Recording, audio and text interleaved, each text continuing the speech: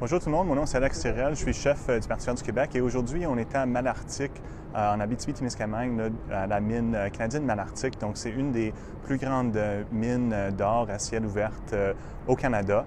Et vous voyez derrière moi un peu l'ampleur de cette mine. Je vais vous montrer un peu plus en tournant la caméra. Donc c'est vraiment une mine massive là, à ciel ouvert, une mine d'or. Et depuis plusieurs années, il y a un groupe citoyen qui se bat contre l'expansion de cette mine-ci qui va avoir des conséquences vraiment importantes là, sur la qualité de vie des résidents ici à Malartic. C'est important aussi de noter que malgré l'ampleur de cette mine et les milliards de dollars en or qui ont sorti, la compagnie a que payé 14 millions en redevances minières en 2016. Donc c'est vraiment un très petit montant. Les redevances minières au Québec représentent entre 1 et 2 de la valeur du minerai extrait. Et au Parti vert du Québec, on veut augmenter de façon importante les redevances qui sont payées par de telles mines pour atteindre 50 de la valeur brute des ressources qui sont sorties du sol québécois. Et c'est question de mieux partager la richesse parce que imaginez ce que le Québec aurait pu financer si on aurait un régime de redevances minières qui était adéquat.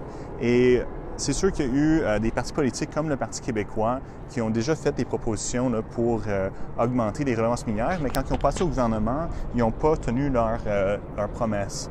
Donc malheureusement, encore aujourd'hui, on se ramasse avec un régime de redevances minières qui est simplement insuffisant.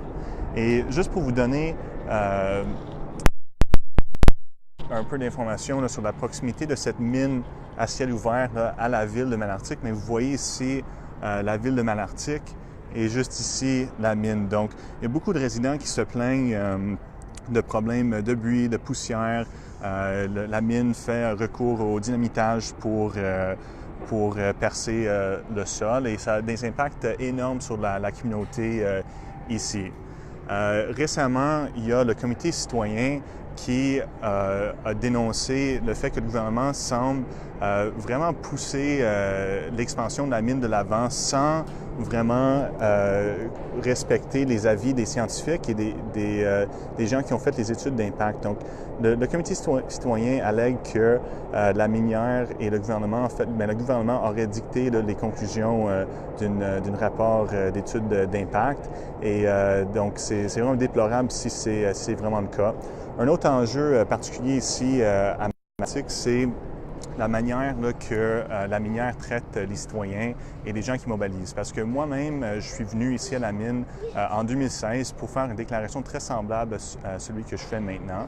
Et j'ai reçu une lettre menaçante, là, ou du moins intimidant un peu là, de la minière qui avait consulté ma page Facebook et qui a pris le temps de m'envoyer une lettre pour me dire de rester sur les faits du dossier. Et ce que j'avais dit à l'époque, c'est que la minière avait payé très peu d'impôts au Québec, ce qui était un fait. C'est toutes les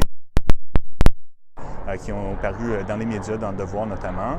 Mais en consultant avec les résidents et notre candidate aussi, Mélina Paquette, qui vient de cette ville ici, mais malheureusement ne peut pas nous rejoindre en raison d'une urgence familiale, c'est que l'intimidation des citoyens est quand même quelque chose de très commun pour cette minière-là qui cherche à tout prix à exploiter cette gigantesque mine et sans avoir vraiment le minimum de réglementation là, par le gouvernement. Donc, un gouvernement du Parti vert du Québec, non seulement on augmenterait de façon importante les redevances minières, mais on ferait aussi en sorte que...